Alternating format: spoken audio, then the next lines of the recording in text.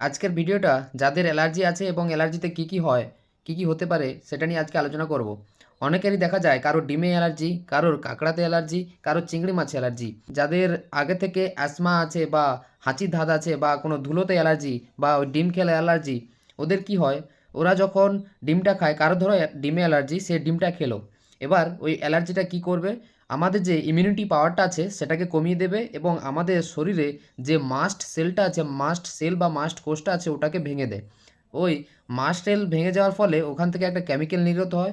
ওই কেমিক্যাল কী, কী করতে পারে আমাদের শরীরের, সেটা হলো আমাদের যে শ্বাসনালী আছে ওটাকে শুরু করে দিতে পারে এবং আমাদের অনেক রেডনেস বা র্যাশেস বেরোতে পারে, বা আমাদের যে প্রতি অর্গান বা হৃৎপিণ্ডে রক্ত যাচ্ছে সেটাকে কমিয়ে দিতে পারে। সে কারণে আমাদের হৃৎপিণ্ড বা অন্যান্য অর্গানগুলো আমাদের ঠিকমতো রক্ত পাবে না। সেখান থেকে আমাদের প্রবলেমের সৃষ্টি হবে, শ্বাসকষ্ট শুরু হবে, অনেক প্রবলেম দেখা যেতে পারে, মাথা ঘুরতে পারে, আপনি ঘামতে পারেন, অনেক কিছুই হতে পারে। তো যাদের অ্যালার্জি আছে তারা একটু সাবধানে থাকুন, সতর্ক থাকুন।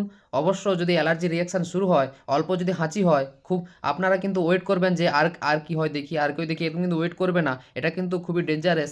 এটা কিন্তু একটা অ্যানাফাইলেটিক শক পর্যন্ত যেতে পারে, যেখানে কিন্তু তৎক্ষণাৎ ট্রিটমেন্ট না হলে মানুষ কিন্তু খুবই ভয়ঙ্কর অবস্থা হতে পারে। এই অ্যানাফাইলেটিক শকটা যদি তৎক্ষণাৎ ট্রিটমেন্ট না হয়, যারা এই অ্যালার্জিকে ছোট কিছু ভাবছেন, এটা কিন্তু ছোট ভাববেন না। অবশ্যই হাসপাতাল যান, তৎক্ষণাৎ ট্রিটমেন্ট শুরু করুন। অবশ্য আপনার যদি একটা হাঁচিতেও থেমে যেতে পারে, অবশ্যই আপনি হাসপাতাল যান, সেখানে কিছু সময় অবজারভেশনে থাকুন, তারপর সুস্থ হলে বাড়ি আসুন, কোনো অসুবিধা নেই। কিন্তু এটা যদি অ্যানাফাইলেটিক শক পর্যন্ত যায়, এটা কিন্তু বিপর্যস্ত। সে অ্যালার্জি আছে একটা দেখে নিন, কেন কতটা মাস্ট সেল ধ্বংস হতে পারে এটা কিন্তু আমরা জানি না, সেটা আবার আজকে কম হলো কালকেও বাড়তে পারে।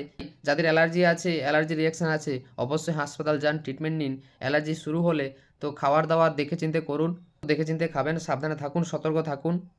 সবাই সুরজিৎকে ফলো করুন, পাশে থাকুন।